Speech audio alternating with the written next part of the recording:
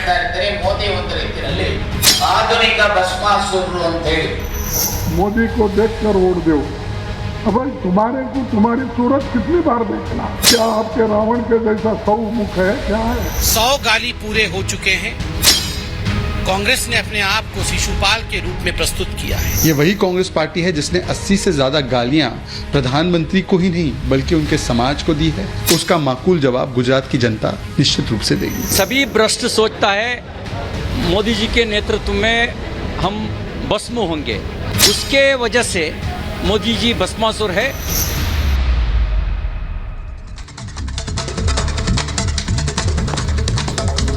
नमस्कार, मैं हूं आपके साथ हिमानी नैथानी. शाम के 5 बजने को हैं और हम लेकर हाजिर हैं अपनी खास पेशकश 5 का प्रहार, जिसमें आज एक बार फिर से बात हम कर रहे हैं गुजरात चुनाव की.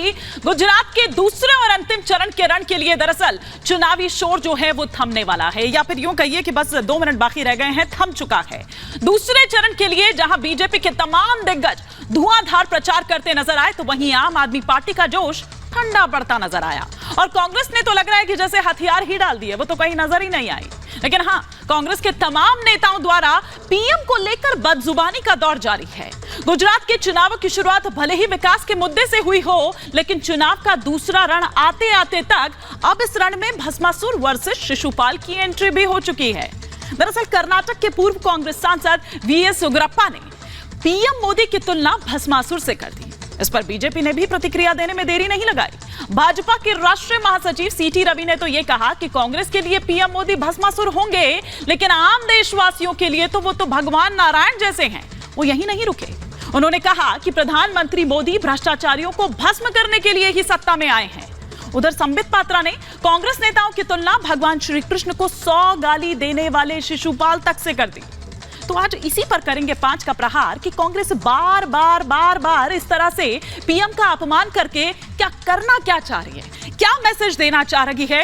इस तरह से जो कांग्रेस के तमाम नेताओं के एक के बाद एक बयान सामने आ रहे हैं. कुछ सवाल 5 का प्रहार के खड़े हो रखे हैं एक एक कर आपके टेलीविजन स्क्रीन पर. ये कि भस्मासुर और रावण वाले बयान पर क्या फंस गई है कांग्रेस. दूसरा सवाल ये कि प्रधानमंत्री मोदी का अपमान कांग्रेस को क्या भारी पड़ेगा.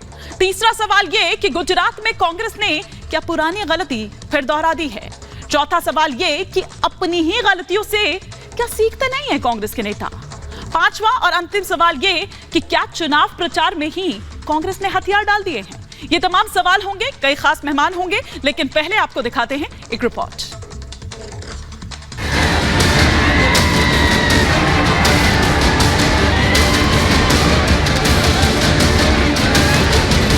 गुजरात में दूसरे चरण का सियासी शोर थम गया है. अंतिम दिन बीजेपी के दिग्गजों ने पूरी ताकत झोंक दी है.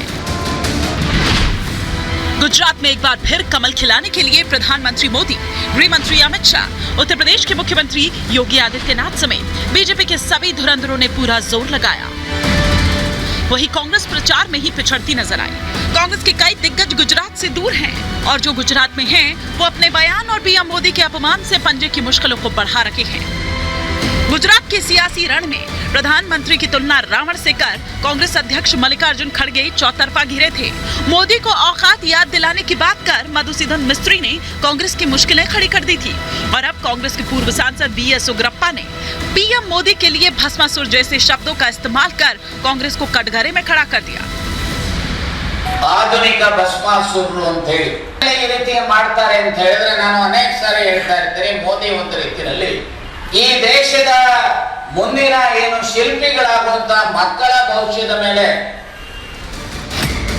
कांग्रेस नेता का यह बयान गुजरात में दूसरे चरण के मतदान से 2 दिन पहले आया, जिसके बाद बीजेपी ने कांग्रेस पर प्रहार तेज कर दिया. पीएम के अपमान पर बीजेपी ने कांग्रेस नेताओं की तुलना भगवान श्री कृष्ण को 100 गाली देने वाले शिशुपाल तक से कर दी. 100 गाली पूरे हो चुके हैं. कांग्रेस ने अपने आप को शिशुपाल के रूप में प्रस्तुत किया है.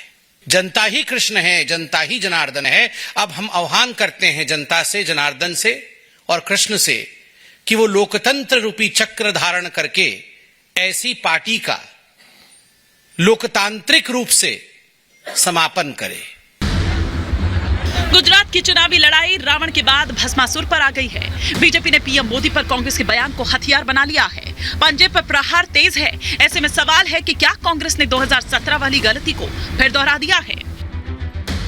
ये वही कांग्रेस पार्टी है जिसने 80 से ज्यादा गालियां प्रधानमंत्री को ही नहीं बल्कि उनके समाज को दी है और गुजरात की जनता का जो अपमान किया जाता है कांग्रेस के द्वारा, उसका माकूल जवाब गुजरात की जनता निश्चित रूप से देगी। प्रधानमंत्री के अपमान पर गुजरात से लेकर दिल्ली तक घमासान तेज है। कांग्रेस सवालों के कटघरे में है और सवाल खड़े हो रहे हैं कि पहले रावण और अब भस्मासुर वाले बयान पर क्या कांग्रेस फंस गई है? प्रधानमंत्री मोदी का अपमान क्या कांग्रेस को भारी पड़ेगा? और सवाल ये भी कि क्या चुनाव प्रचार में कांग्रेस ने हथियार डाल दिए हैं? Bureau report, Republic Bharat.